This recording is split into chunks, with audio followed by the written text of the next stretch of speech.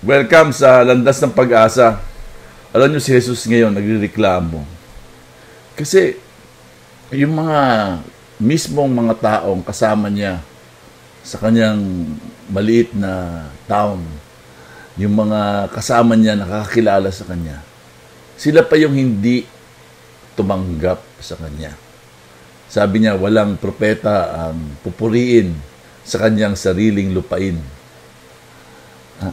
Alam niyo po, minsan, ganyan na nangyayari sa atin, sa ating relasyon sa Diyos. Yung bang, kilala mo naman siya, alam mo naman ang dapat mong gawin sa pagsunod kay Jesus. Pero parang katulad ng mga kapitbahay niya, minsan, ayaw natin siyang tanggapin. So siguro ngayong araw na ito, pag nilayan natin ang imbitasyon, tanggapin natin ang propetang si Jesus. Si Jesus na tumatawag sa ating magbago. Si Jesus na tumatawag sa ating magmahal.